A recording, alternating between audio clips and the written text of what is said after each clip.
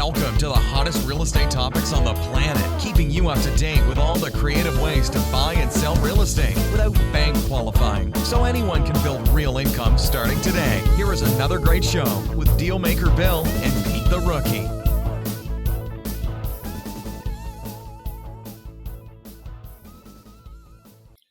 All right, here we are in another episode of Flipping Houses for Rookies.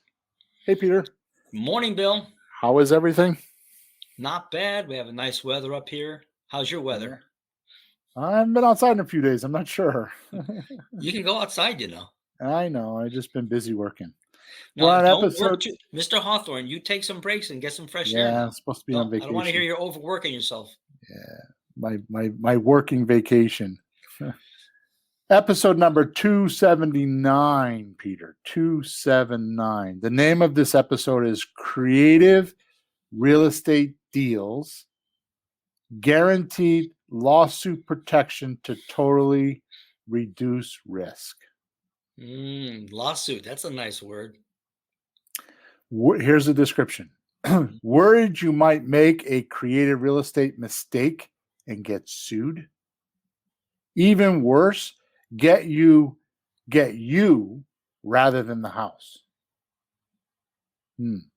Grabbing or trying to grab all of your assets to satisfy the lawsuit in addition to the loan owed. Yeah.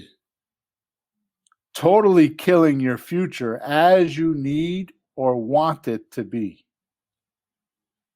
Maybe killing you mentally. I've had a lot of coaching clients, not a lot. I've had several coaching clients that it kills them mentally. They're like, oh, I had to take a couple years off. I couldn't handle it because they had a bad deal. If this type of thinking is lurking around in your mind, don't worry. This unique podcast is going to open your mind and income with legal and doable solutions so you will never, ever have to worry about being sued. Good one. In fact, what we are about to reveal to you is one of the most obvious secrets in real estate. And once you understand it, after today, you will be light years ahead of 99% of all real estate people on planet Earth. And it's a secret, right? It's not a secret.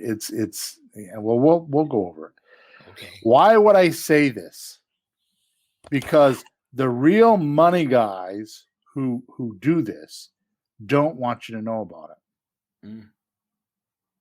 They feel it will kill their business and personal income. More to the point, their lifestyles. But after today, you will be in the know and soon be one of them creating true wealth. Okay, I'm in. Okay, so the first thing we need to talk about is in your for stuff that I give away and all kinds of special stuff. For this podcast, it is a very specific link for what we're going to talk about. It's going to show you how to get the documents and learn how to do this. Yeah. Okay, it's not a very hard education, but you got to have some education, okay? Yeah. So make sure you go on the link. Also, normally we record this on Thursday mornings at 9:30 a.m., so you can go on YouTube or Facebook and you can put comments in there. Although we have, when I'm away right now, we're doing some pre-recorded stuff, so just put comments in there and we'll find them anyways, okay?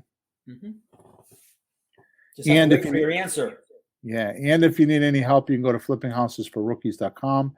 There's stuff on there like a free stuff page that's got 26 plus documents and videos and all that stuff on there. And there's also a top right-hand side, there's a support link there. All those support tickets come right to me personally, so I'll answer your questions. Okay? Alrighty. Here we go, Peter. Go for it, Mr. Hawthorne. John D. Rockefeller once stated, the best asset protection in the world is to own nothing but control everything. His son, Nelson Rockefeller, carried this message to the common folk after John D. died. So I've always referred to it as, what Nelson Rockefeller said. Well, he actually got it from his dad. His dad stated that, I think, in 1901 or 1910 or something like that. Way back. More important, how do you actually do this activity and legally, like the Rockefellers did with real estate? How do you do that? Mm. Today's podcast is one you should consider a historical mark in your life.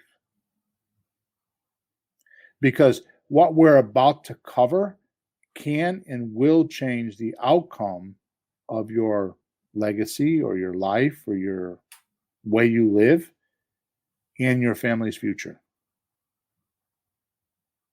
Mm-hmm. What am I alluding to? Do I have you in suspense yet? I hope so. I'm talking about land trusts. Oh. This device, the land trust, has been around since the Roman times that I know about. Actually, it was King Arthur what is it, the third or the fifth or whatever he was? I only knew one, so I don't know. Which one was he? Well, I didn't know there was more than one. There was Oh. King Henry 1, 2, 3, 4, 5, 6, 7, 8. King Arthur, I just remember the one. That's who it is, King Henry. I'm saying it Henry? wrong. Henry, yeah. Yeah, well, Henry, That's what- the eighth one in the song. The Yeah, fifth so that's the one. one. Yeah, that's the one right there. Okay. It actually goes back as far as him too. Wow. But listen to this, Peter. You ready? Yeah. Here's a little story. Property trusts. Now, I want to clear this up in a minute, but property trusts became popular in the early 1900s Okay. with some city aldermen, which is a government official. They're like town council people. Yeah. They wanted to build skyscrapers in Detroit. Mm-hmm. But because they were the aldermen, they knew that the public would not let them vote on the zoning laws and all the things that they needed to pass if they owned the buildings, Slight conflict of interest. right? And the public would automatically, so even back then, you match a politician up with like something like that, and you just know that it's not going to be honest. Yeah. And it's going to be slanted to the politician making money, Mm-hmm. right? So, of course, they figured out a way to do it, right? So what they did was they put these skyscrapers, actually it was land before they built the skyscrapers, but they put these properties in a land trust. Okay? So let me give you a definition of a land trust so you can see how clever this is. Okay. Okay?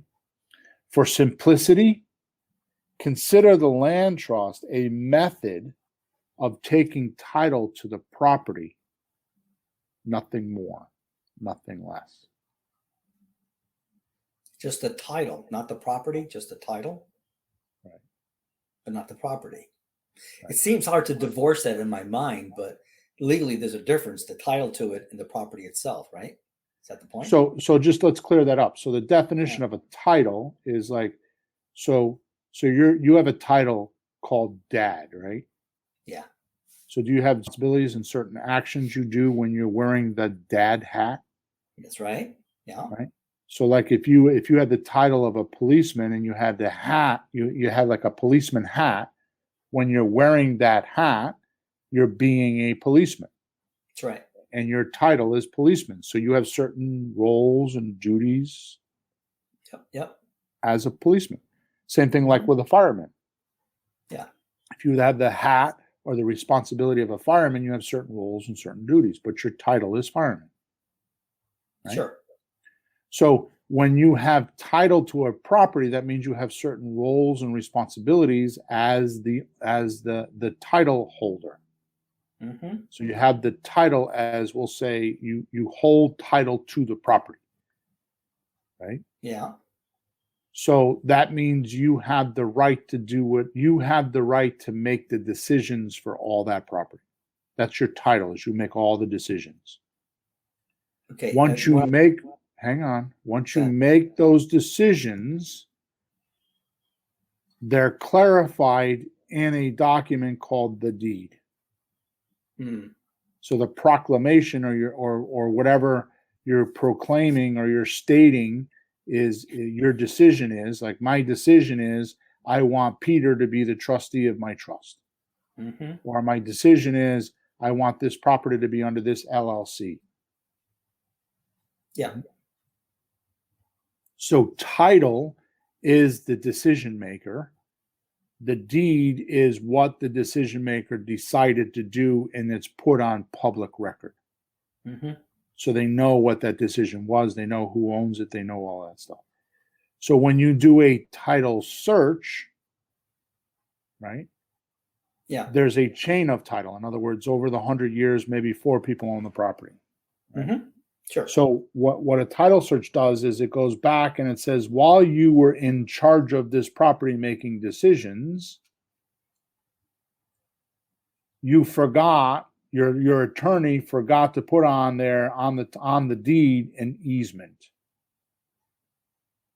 We'll say, Mm-hmm. permission to have somebody have a corner of their house be on your land. That's an easement. Mm-hmm. So that easement wasn't put on there. So now it's 10 years later, you got to go fix that. Yeah. Because you made a mistake while you were in charge of it. So title insurance is the insurance of fixing that if it goes wrong 20 years from now. And that you don't incur the expense, the insurance covers the expense, whatever it is. Right. So if you forgot to do something or your legal beagles or whatever didn't do something, and while you were captain of the ship, you have insurance to go fix it. Yeah. Okay. So that's why they do it's kind of scumbaggish if you think about it, but it's an insurance company. So there you go. Right. So they do a title search before they insure you, because if there's a problem, they won't insure you, because why would they want to have the expense of going to fix it when it's a predetermined problem? Sure. It's like health insurance, pre-existing condition. Right. Yeah. Right. So they go do a title search to see if it looks normal. So they're playing their odds. So most of the title insurance money they get is profit because they don't have a lot of claims, because they pre-inspect the title history before they insure it. But that also helps you not buy something if there's problems with the title, so you get warned in advance. So it still goes back to the original owner to fix, right? Yes. Okay. Or, well, for me, what happens is I love those problems, because when I have a title problem, I can get cheaper prices and then go fix it 99% of the time. Yes, sir. We did that one. So now think of this. You might have heard this statement: is the property insurable? Yes. Right. So that's one of the definitions of it. Definitions of like, is the property insurable? Can you get title insurance? Yeah. Okay. That makes sense? Yeah. The only question I had before was, having title does not mean you're the actual owner, because so I'm going to cover that next. So see, there's only, and I want to make sure you get that. So there's only 4 entities that can own a house or any real estate. Only 4 entities can own it, and these are title holders. Yes. Right. So it could be you as a person. Mm-hmm. That's an entity. Mm-hmm. It could be some sort of like an LLC, an S corporation, a C corporation, business type thing. Yeah. That's number 2. Number 3, it could be a partnership. Mm-hmm. And number 4, it could be a trust. Which brings me back to the definition of a trust: is consider the land trust a method of taking title to the property. Nothing more, nothing less. Right? Yeah. This trust is an agreement between the officer of the trust, called the trustee, and the person who really controls the property. Mm-hmm. Think of it like this: you have a legal owner of a business, right? Yeah. And then you have a manager who runs the business. Right. So the owner of the business in a trust is called the beneficiary, Mm-hmm. and the manager is called the trustee. Mm-hmm. Okay. Now, I want to clarify something here because trusts are very misunderstood. And if you go to an attorney and say, I want to put my house in a trust, and they start asking you for social security numbers and income and all that kind of stuff, it's the wrong type of trust. Mm. The exact language you need to use is a property trust, because the only reason for a property trust is to put title into it, and that's it. You know, put the trust name. We use the street name, 123 Main Street Trust. Mm. We form our trust without any legal advice. I have a document that's called a deed of trust. Yep. Right? It's actually called a warranty deed of trust. Right. And when you warranty a deed, that means that you have nothing attached to that deed. That means the mortgages are paid. That means the liens are paid. That means all of that. Yeah. Right. So what happens is the deed of trust does multiple things. A warranty deed of trust does multiple things. They're two different documents. Mm-hmm. So a warranty deed of trust means, one, you're warranting that there's no liens on this property and you're not dragging them across. Number one, the warranty part. The deed part, the warranty deed, the deed part means you're changing ownership of the property. Mm-hmm. On public record. And the trust part means that the entity that owns it is a trust. And it's just holding the title and the deed. Right. Okay. Now, think of this as the best way to think of this is like estate planning for a property. Mm-hmm. Not all of your assets go in this trust, just the property go in it. Yeah. Okay. So if the owner of the property dies, right, suppose you have a property in your name, Peter, and it says Peter. It says the deed says Peter Cocola owns his property. Right. And you die. Mm-hmm. Right. Who's going to sign that deed to the new owner? You're dead. Yeah. Can't. Right. So the only way you can do that, there's only two ways that you can do that. One is you go to probate court, and that's the whole reason for probate court is the owner is dead and can't sign the deed. Right. Also, probate court allows you to, if you have $1 million plus this house, you're going to go to probate court and it's going to say, okay, the $1 million goes to your 3 kids or 2 kids, you know, and your 3 grandkids. You know, the money is a different portion of it, but the house, they're going to produce a probate deed for your person that's running your affairs to be able to sign it and change ownership of the house or the property, the real estate. Yeah. Now, in a trust, what happens is you own it, you're the beneficiary, right? Right. You're saying, Bill, I trust you. So what I'm going to do is give you all the rights to sign this property over or take loans or sign any legal documents at all because I trust you. Mm. Now, while you're alive, you're going to give me instructions on what to do.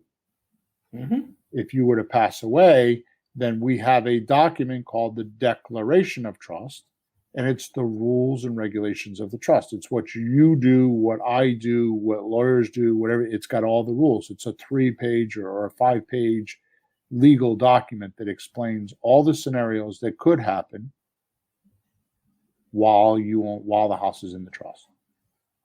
Yeah. Okay. So I don't know if we can do this. I feel like I'm talking too much.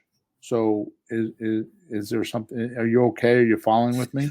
Well, just to go back to the very beginning, you were saying that you're not liable personally when you do this. So that's why I was asking the question about owner, because from what I understand, working with you, the trust is the owner or the beneficiary or both. Who's the owner that could be liable but really isn't because it's a trust? Is it the trust that's the owner? Right. Okay. And I understand you can't sue a trust. Okay, so I haven't gotten there yet. Yeah. I need to explain. I need to explain the trust before I can tell you how it protects you. Yeah, but for now, you're not the owner if you hold title. Right, so Title and owner is two different let me things. clear it up for you right now. So if you have a property that's owned by a LLC, who's the owner?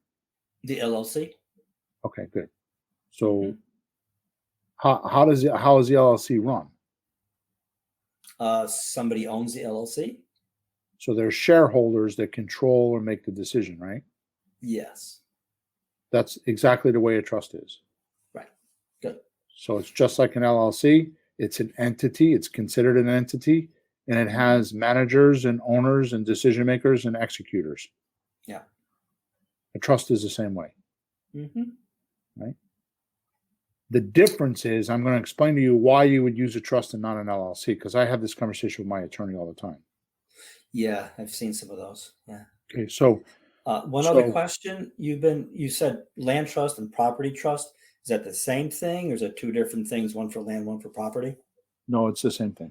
Same thing. Good. I know sometimes terminology, state to state, or it's the same thing. So it's the same thing, land or property.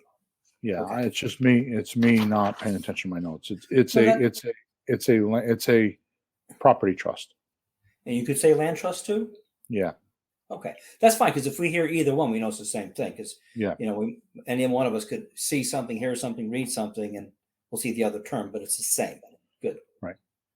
Okay. So the trustee allows the trust allows the manager or the trustee to sign deeds and manage the affairs of the property.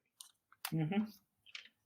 Those affairs are guided by the beneficiary.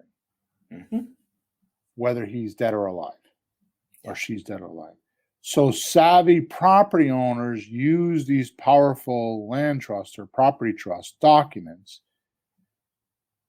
to get personal and legal advantages not associated with any other kind of property ownership. Mm. Let me say that again. To get personal and legal advantages not associated with other kinds of property ownership, which brings me to the number one reason most real estate land trusts are used. Yeah. Secrecy. Mm. Nobody knows you're the beneficiary except you, the trustee, and the closing agent you used to form it. Mm. So that declaration of trust, which is the rules and regulations and all of that stuff in a trust, is in your filing cabinet. It's signed and notarized and in your filing cabinet, but it's not put on public record. Yeah.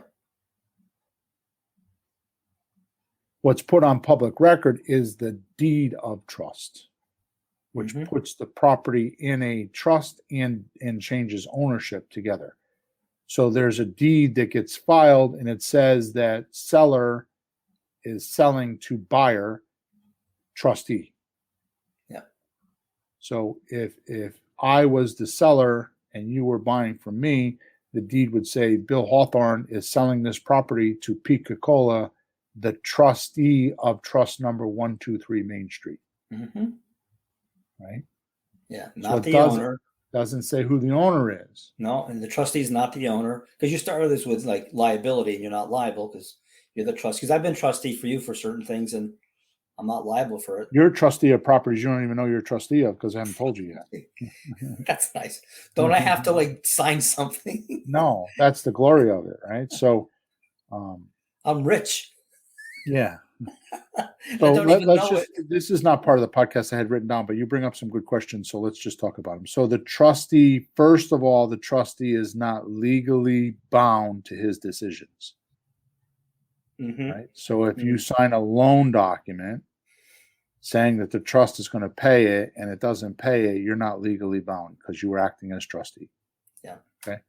Which, by the way, that's why the beneficiary has to make sure that they're letting the trustee, the word is very appropriately used. It's like, I have to trust you that you're not going to go get a loan, right? Because I mean, think about it. People listen to this podcast, they'll think that, well, that means somebody could steal my equity, go get a loan for $100,000, and then the trust is like stuck with that 100,000. And that's just somebody being a dumbass. That's just somebody in their own head talking shit because they've never done it before. And those comments irritate me because they don't know what's really going on. I mean, if you were to go get a loan from a bank or sign loan documents, first of all, you'd have to show financials. Second of all, the bank is not stupid. They're going to want to see who owns the trust. What are the roles in the trust? Yeah. Third of all, even if you did get past all that, the check for the mortgage is going to come in the trust's name. So the trustee can't go to the bank and say, oh, this is for me, put it in my personal account.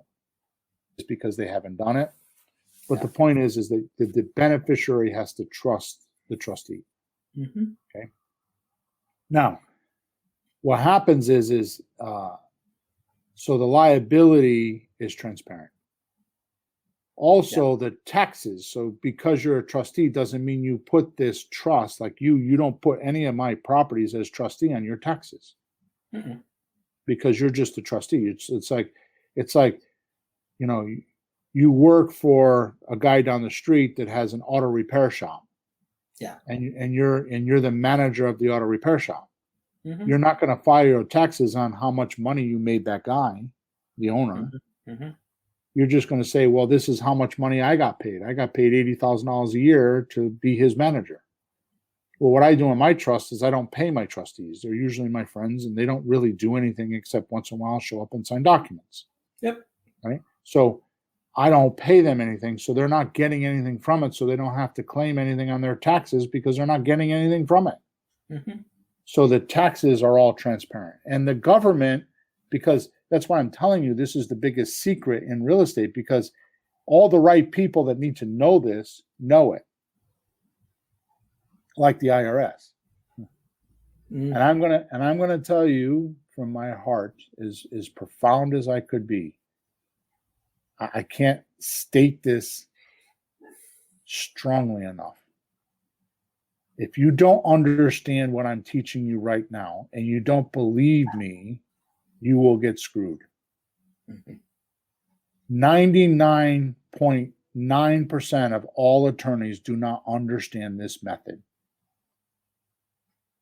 I absolutely, every single time I get a new attorney, I got to train him on trusts. And the way I do it is I just give him my trust documents. I give him the deed of trust, and I give him the declaration and tell them to read it. And one for one, they always come back and say, that's pretty clever, Bill. How'd you learn that? Right? We started the show off by saying all politicians do this. How do you think politicians have so much money? Yeah, well, they're in the position to make the laws to suit them. That's the whole point. The laws are made to suit somebody. And if you're a politician, you make it to suit yourself for the properties. Right. So, you can bitch about them, or you can join them and be the good guy and take an advantage, not in a bad way, but like have the good guy have some success here. Why not? So, because I think we're going to have enough time to talk about this, when I wrote this, I didn't think we were going to. Let's just finish what I wrote, and then I'm going to come back to this politician point. Okay. Okay. So, remember early, So unless you're a close personal friend, you don't know who owns this property. Only the trustee, the closing agent, and the beneficiary know who owns the property, right? Remember earlier we spoke about the land trust documents and how they're run, the declaration. This document is not filed. Right, on public record. Yep. They stay in your filing cabinet. Only you know about it unless you share them. Right? Yeah. So to your question earlier, so how do these trusts protect you from lawsuits? Right? It's not foolproof. It's not foolproof on what I'm telling you from getting sued. So in other words, if somebody squealed on, if you told your son that you were in a trust with me, you were the trustee of one of my trusts, and you explained it to him, And then let's say your son bought a property for me and he wanted to sue me and he knew that I was the beneficial interest. He could tell a lawyer that, and then a lawyer could go find that or figure that out. And in through court, they can demand through subpoenas and stuff like that, my trust documents. Right. But they would have to know that I was the beneficiary. Somebody would have to tell them that. Because there's no paper trail anywhere. Sure. Public. And they have no right to force you necessarily. Right. So what they would sue is they would sue my beneficial interest. Okay. So that's what they're going to sue. But they have to know who the beneficiary is first, and that has to be total by hearsay. Because it's hidden. Right? So it's not foolproof that you can't get sued. It's just very hard. And this is the reason why I argue with my attorney. Like, why wouldn't I want to have an LLC? Because the LLC has on record who the owners are. And it's too easy for a good attorney to go do their research. I mean, Peter, we did multiple podcasts on finding sellers, right? Yeah. So what we do is we go onto this software called PropStream and we download a list out of area owners that have 30% worth of equity. We download that list on PropStream for whatever zip code. We then take that list and we upload it to a website called batchskip.io or something like that. And for 15 cents a lead, we can skip trace the owners of those houses. And then we can get their phone number, their email address, and their mailing address, and we can market to them. So if I could do that for 15 cents a name, what do you think the attorney could do? 30 cents. Right? Yeah. I mean, once they get my name, they can find me. Yeah. Right? So because the shareholders are listed on the LLC. So exactly right. So if my name is on an LLC and they go to the resolution documents for an LLC that are listed with the state, now they can take my name and they can go search. Now here's the dangerous part about having LLCs is I own 3 of them. Right? So now they could take the liability or this lawsuit outside of that LLC and go after my personal assets because they know I have more. Yep. My attorney doesn't seem to understand this. He says that it's, there's rules and there's laws about suing somebody in an LLC. But bottom line is I'd rather have the extra protection of being hidden, so I put it in a trust, right? Now, listen to what I'm about to tell you. Yeah. What I have done, just as an extra layer of protection, is the beneficiary I make my LLC. So you have a trustee and a beneficiary. So I make the beneficiary my LLC. So if somebody penetrates the actual trust, they then have to go penetrate the LLC. It's an extra step. Interesting. Right? And to be a little bit more complicated about it, if you get a lot of properties, what you could do is you can have an LLC that's the management company. Right? And then an LLC that owns the property. Wow. So I'm being very complex here, but you can have a trust, and then the LLC as the management LLC as the beneficiary, and then that management company doesn't own the deed; they just manage the property, and then have another LLC that owns the property. So would that be the ultimate beneficiary? No, the beneficiary would be the LLC that manages it. But if they go penetrate the management LLC, it's not the ownership of the deed. It's the manager. So they'd have to then penetrate that one, then find out, okay, so who is the owner? Oh, it's this LLC. So I don't do all that because I'd rather just be ethical and do my deals and not get sued. Sure. But I know there's thinker brains on here. That's just something for them it's a lot of work to do all of that. Right. And a little more expense, each LLC. Right. So now let's just take it one step further because we have time. So what I'm in the middle of doing right now is what we call a family trust. So that's where you got to have your social security number. It's like it's a business. It's not a land or a property trust. It just holds title to a property. It's all my businesses. So the land trust owns or will own my shares of the LLCs. Mm-hmm. So land trust. So if I have 3 entities, I have one with you, I have one with Sean, and I have one of my own. Yep. So I have shares in your LLC, and I have shares in Sean's LLC, and then I have shares in my LLC.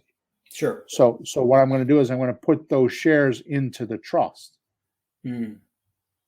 Now, suppose I make $600,000 this year. Nice number, right? Mm-hmm. If that money, if the land trust owns those shares of those businesses, the money goes into the trust. Right. It's not taxable income until I take it out for myself. Mm. So I might have made $600,000, but I only need $100,000 to live. So I took $100,000 out. I pay taxes on 100, not on 600. That's amazing. And who made these laws? The politicians. God bless them. All right. So I went a little bit further than I should have there, but that's the power of trust. So more importantly, in our podcast here, what I'm saying is that you can buy a property, put it in a trust, and nobody knows who owns it. Mm-hmm. So because nobody knows who owns it, you have, in a sense, lawsuit protection. Because the owner's hidden, and unless you know someone, you will never know who it is. Now, subpoenaing you for the trust documents, yes. Yeah. But I could fire you as a trustee without even you knowing it. Mm. So just with the strike of a pen, I have a 1-paragraph document that says, Peter, you're no longer the trustee. Now Jesse is the trustee. So what I could do is I could say, okay, Peter, well, they're suing you. Give them this piece of paper saying that I fired you as a trustee 3 months ago. You have no rights. Yeah. Now watch this. I don't need to file on the deed who my new trustee is. Mm-hmm. It's a circle jerk, literally, right? But this is why it's lawsuit protection. You should not have transactions that come to this. You should not have transactions that come to this legal problem. Right. If you do, you did something wrong up until now.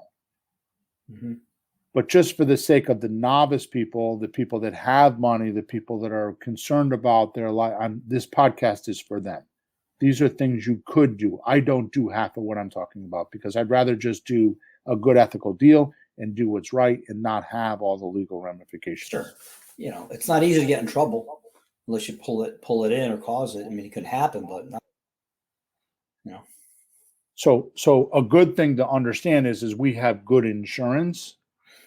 You know, like for example, all my houses not only have good, healthy renters insurance with high liability, but we have $1 to $2 million aggregate on top of that. So every policy I have not only has the liability insurance, but it's got $1 million or $2 million umbrella on top of that.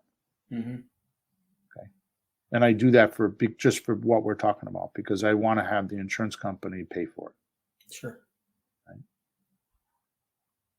Okay, so you know, it's interesting you go over stuff like this. You don't talk about this deep stuff, but it really just shows how much you've worked on this and learned over the years and like just the techniques, and you're really pretty smart. Thanks. I'm yeah, well, serious. it's because I do it. You know, these are all things that I've done, and I've been through some incidences where I've had trouble like this, so I had to change things. Yeah, you learned this as you went. You didn't just sit down and study this for 5 years and then start. You learned this as you went. And I mean, you created a lot of this. I'm not created, but you found it and you've refined it, and even to the point that the lawyers will use it. I finally figured out, Peter, to your point, I finally figured out why I'm different. Because first of all, your mother will be pleased to know, Bill. Yeah. For a long time, I couldn't even have that. I was like, I'm just a regular guy. Why does everybody keep telling me I'm different or I'm smart? I used to have a problem with that. You know what I mean?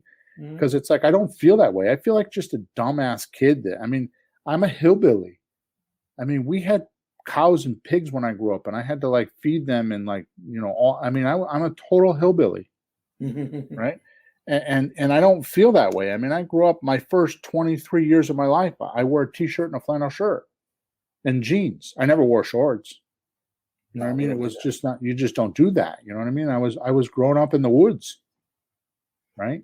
So and I wasn't educated and all that stuff. And I've self-educated myself, obviously, but here's what makes me different.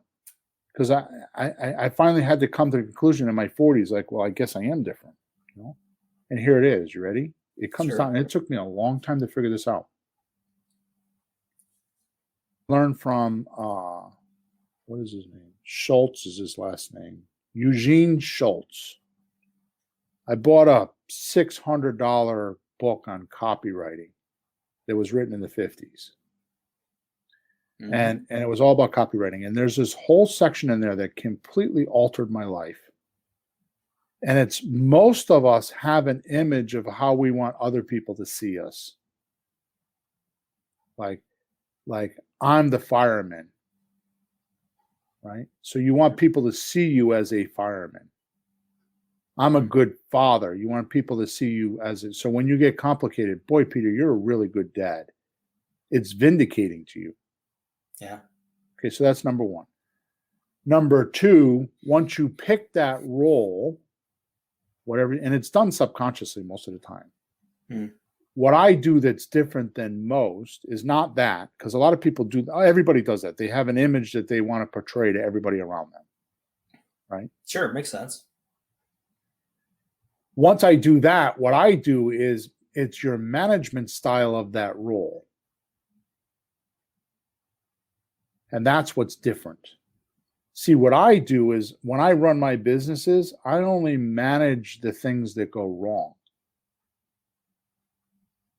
I only inspect or pay attention to the things.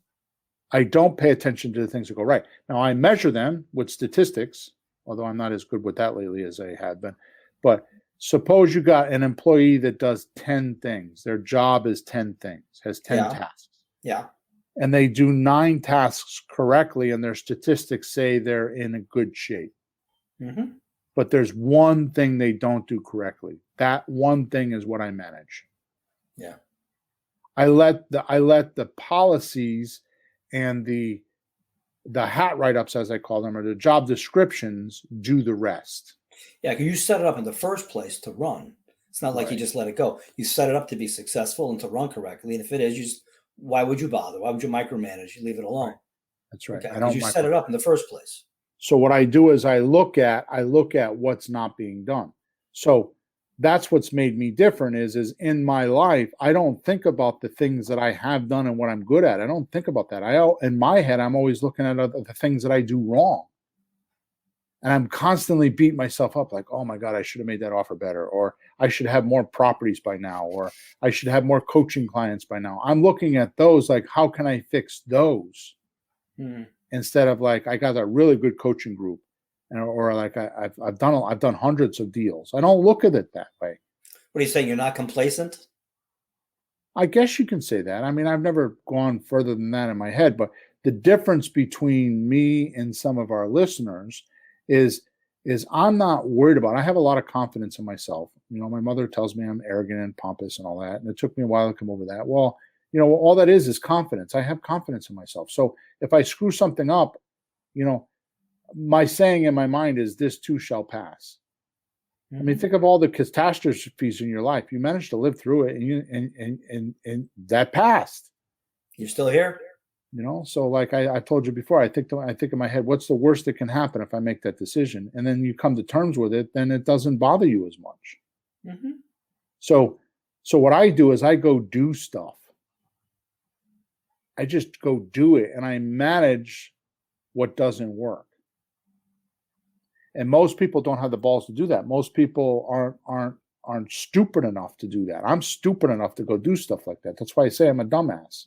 That's a 70s show statement. You dumbass. Red says that. right? Yeah. And that's why but I stopped saying it because I was getting support tickets saying that I'm self-inflicting and I'm demeaning on myself, and they don't get it. What I'm saying is that I trust if I buy Ron LeGrand's system, I'm going to trust Ron LeGrand, go do what he says to do until I've done it enough times. And I'm like, I could tweak this point, or I could change this point, or I can make this point easier. And that's what I've done in my career is I've used so many coaching programs that I've taken the best of the best out of all of them. And that's what we operate off of today. Mm-hmm. Right? I see one other thing too. I don't know if this is anything different for you, but just in the last day or two, if they're talking to you, certain deals came up that one of the students said, "Oh, you can't do that," or somebody says, "Oh, you can't do that." I saw it myself. I answered, "Yes, you can do that." So the difference there is when somebody gets a barrier, and they say, "Oh, I can't do that," or like, "Well, I can't. I couldn't find my damn Insta start for my machine the other day. I hadn't used it for months. I needed to spray some stuff, and I knew I bought a new can. Couldn't find it. I was going to go buy another. So, damn it, it's here somewhere." And it fell behind some old table in the shed, but damn it, I found it and I got the machine going. You trusted yourself. I trusted myself. And the thing is, when you have a problem, there's an answer. You don't say, can't do it. Right. That's the difference with successful people. Not like, well, that's cage thinking. Yeah. Yeah. Cage, you're stuck in a cage. You're stuck in your cage and you're not willing to, that's my biggest job as a coach. Mm-hmm. You're standing in the middle of the circus, the ring in the circus, and that's all you see is that ring, or from your perspective, right? So my job is, well, did you think of it this way, Peter, and did you think of it that way? So I get you to think of it other ways, and then you, in your own terms, come to the conclusion based on your own, which is how I do all of my deals. Yeah, as I'll say to the customer, did you think of this? And did you know that? And you get them to look at it and answer their own questions, and it becomes real. Yeah, but back up a step. You're the one who's thinking of the possibilities instead of, I guess I can't do it. You're not giving up. I had a very good friend, a friend of both of ours, who would work with people and they say, well, I can't because. And she go, okay, well, how could you? Well, I don't know. Well, think about it. How could you? And they would come up with something. You've told me that you come up with a solution to a problem. It's kind of stinks. Well, I better not do that. And you think of a second solution. It's not so hot. You do the third, fourth, fifth, sixth. I've done it too. Like I just keep going until I hit a solution that I think is actually good, not a crappy one. Right. So it's just the difference between, do you give up or just look for a solution? It's not that hard. It's like if you lose something in the house, you just give up or you keep looking for it. I lost my keys on my trip this summer. I looked. When I left my resort room, I looked everywhere. I couldn't find them. And I went home. I saw the email from 2 months ago. Hey, we found your keys that I totally missed. Like, yes, please send them back. Wow. You just don't give up. Yeah. Until you're dead. Just keep going. You'll find a solution. And I think that's one of the biggest differences with you. You'll know you can't find one. Right. And it may not be the first minute, the first day. Don't give up that easy. Look for it. Yeah. Winner mentality. All right, so that's all good stuff. Let's go back to this trust thing, because here's how I want to end off the podcast. Okay. Yep. So politicians hide their beneficial interest. Okay. So I want you to understand this, because this is like none other. Nobody does this. So first thing I want to tell you is, because I figured out there's only 4 entities that can own a property. Mm-hmm. And we're taking in a subject to deal, which means we're taking over the person's mortgage and the deed is going in our name. Yeah. So there's this thing called a due on sale clause that everybody's worried about. So first of all, let's talk about the mechanics of that. The due on sale clause is there for a reason. And the reason is that when you get a loan from the bank, there's a thing called a note. And the note describes all the terms of the loan, like how much you're going to pay each month, how much is interest, how much is principal, like what day of the month. If you default, here's what's going to happen. Where do you send the checks? It's like all the nuances of the loan, the note is. Right. So it describes all the do's and the don'ts of borrowing that money. Unfortunately, every single note is as useless as toilet paper. Because if you don't execute, or if you lend the money and I give you a note, or you give me a note, I lend you money and you give me a note in return, if you don't execute, if you don't pay me, I got to take you to court. I got to chase you. You're in the power position. You're in the driver's position because you didn't pay me, and I have to go now chase you with attorneys and lawsuits and all kinds of stuff. It's like a pain in the ass. It's like is useless. You could duck me for 10 years and not pay me. Yep. So there's this thing that's called a mortgage. So what happens is the mortgage connects the note to the property, so there's collateral. That's so funny because people think the mortgage is the loan. Yeah. It really isn't, strictly speaking. The note is the loan, and the mortgage is the bridge or the thing that connects the collateral to the note. So if you don't pay on the note, you can execute the mortgage documents to get the collateral back. Get the house. Right, which is the collateral. In real estate, we use the collateral. In a car, if you have a car loan, the car is the collateral. Sure. Right. In real estate, the house or the property is the collateral. So if I don't pay, you can go foreclose. Foreclosure proceedings are the court's way of getting the collateral back for the lender. Yeah. Legally, without them stealing it. Because obviously, if we didn't have foreclosure and I lent you $100,000 and you paid me on the 11th instead of the 10th, I could foreclose on you and steal your property. Because it's got a lot of equity in it, because it's worth 200 and I only lended 100. So it keeps the dishonest lenders honest, because they have to go to court to sue, and there's a lot of human rights and civil rights in there, so you can't steal my property. Okay. Now, when we do subject to deals, what happens is when you change deeds from one person's name to another person's name, it jeopardizes the collateral for the loan. That's right. Because now you no longer have the deed in your name and you signed the note, right? So when you sign the note, remember the note, you signed the note, not the mortgage. You also signed a mortgage. So when you sign the note and the mortgage, you collateralize the property. Now, remember what we talked about, was it this podcast or the last podcast? We talked about being on title. So you had the rights to sign that note because you own the property. Yeah. Well, when you pass me the deed, you no longer own the property. So the collateral is in jeopardy. That's right. So the bank is going to trigger a due on sale clause because of the collateral removation, or removing the collateral from them. Yeah. Right. Yeah. Which is why most subject to deals don't get called.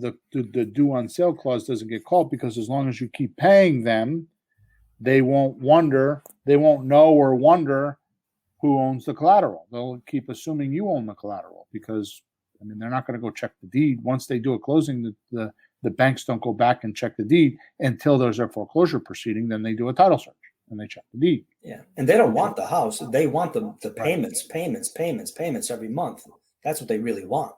So what we do is we take the deed out of your name and put it in a trust, so it looks like it's estate planning, and it doesn't trigger the due on sale clause. Now, here's what happens. Here's where I'm different than most with this stuff, and then we're going to end off after this. Where I'm different is you do a closing, a subject to closing with a closing agent or an attorney. So you take the deed from the owner's name and put it into a trust. That's how you do the closing. So now there's a settlement statement, or a HUD-1, whichever way you call it. There's a settlement statement. There's an actual closing, and the deed goes from your name to the trust. So there's all the closing documents of a closing. Once the closing is done, you can assign the beneficial interest to whoever you want. And that's what makes me different than most. Pace Morby knows nothing about that. He's supposed to be the subject to guy. He is clueless about that. Right? So that's what makes me different. Now, that's one of my biggest secrets revealed. I shouldn't have just said that, but my point is that when you do these things, this is how you control everything and own nothing. Right? You control the entities and the trusts, but you don't really own them. Especially if I take the trust and put it into my LLC, I control the LLC. And if I do it one step further, if I have my trust controlling the shares of the LLC that control the trust, it's like so far removed, it's almost impossible to find me. Right? So that's how I stay away from lawsuit protection. First of all, I don't create lawsuits because I do things ethically. And I fix them before they get to that point, because I believe a good executive sees indicators very quick. Right. You know, like this week, our income was down $10, and I think, well, no big deal. You know, and then next week it's down $20, and the next thing I know, 2 months from now, there's no money in the checkbook. Well, I should have fixed it the first time I noticed it was down $10. That was an indicator. That was something that happened that said, hey, you better go look at this. So I look at the indicators. You know, if somebody's indicators, you know, like a person's indicators are bad, they have bad indicators, I want to fix them right away. Like, I noticed you were like a little bit blah, blah, blah in your text to me. Is there something wrong? Right. And so most people won't want to confront that. They want to hope it goes away. You just left something sitting there. I don't like to ignore it. What I like to do is hit them because when they're that early, they're easy to fix. If you ignore them and let them get big, they're harder to fix. Oh, hell yeah. Because the emotion sets in. So I don't have legal problems just for that reason, because I like to fix things early. But that's not, everybody doesn't do that, like you said. So if you're worried about legal protection, the best thing to do is everything we talked about on this podcast. And my profound statement and the description is how this could change your life if you fully follow this through, especially if you go into the link, because I have a whole package where you could buy all this training. You know, it's one video that's, you know, a few hours long, and I got all the documents and everything there. I mean, you could change your life with this. I mean, Peter, I went my first 18 months in real estate, and I don't even remember, on 20 something houses, we had I had 2.7 million or something like that in real estate value without never going to the bank or getting a loan. All I did was subject to deals. I didn't do anything. If you didn't agree to my subject to deals, I didn't know about the other 6 types of offers that I have now. Yeah. You know, so I was buzzing through all these houses like, oh, well, what are you, nuts? I would never do that. See you later. Yeah. I would leave the house. I gave up millions of dollars not knowing my other strategies. Millions and millions of dollars not knowing the things that we teach on this podcast. Crazy. All right, good. And people do that. They're looking for their one deal that they can think through. Like, I'll do wholesales, or well, I hate to tell you, but if the seller doesn't want to do wholesales, what are you going to do? Why don't you find out what'll work for him? And that's why my first house, to your point, my first house I bought subject to, which is usually what happens. I know some of my coaching clients, whatever deal they do first is what they become good at, right? Yeah, you learn one thing, you got one, you know. But my first house I bought subject to from a couple of kids, and I was going to sell it on a rent to own, and I took a spare piece of plywood that I found in the construction job, and I nailed it to a tree and spray painted house for sale, no bank qualifying. And a realtor called me and said, "Will you do a co-broke fee?" I didn't even know what that was, so I paid her 2.5%. I made $68,000 off that house. Real money. Too shabby. Total profit. I had a partner. I just split it with him, but we made $68,000, and it was not even. And I think back at it now, I thought who I was. Oh, I'm God gifted. Oh my God, I made $68,000. You know, and I look back at it, I could have made $168,000 if I knew now what I knew then. But that's how you learn. You know, again, I manage the out points. I manage the things that don't go well instead of the things that do go well, and it gives me. It doesn't clutter up my brain that way. It doesn't clutter up my thinking. It's like I just pay attention to the things that didn't go right and let the things that do go right. It's like your car. You're driving down the road and the brakes, the brakes are making a noise. Well, you're not thinking about the gas tank, are you?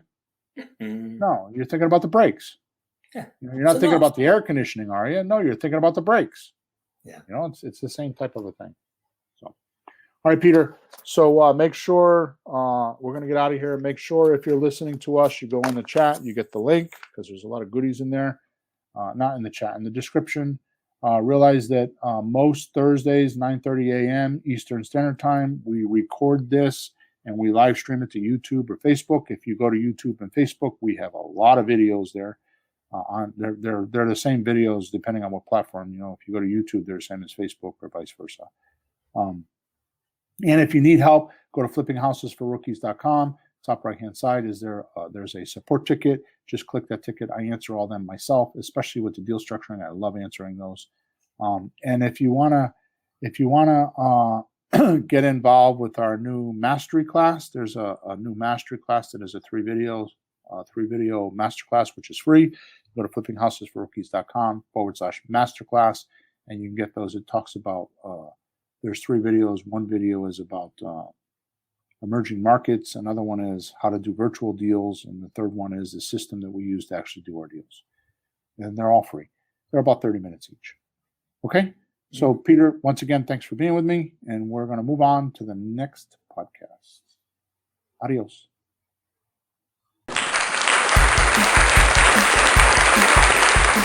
Thanks for tuning in to the hottest real estate topics on the planet with Bill and Pete. If you want to continue learning how to buy and sell real estate without money or credit, head over to flippinghouses.club for some cutting-edge real estate wealth tools. Or contact us at info@flippinghouses.club.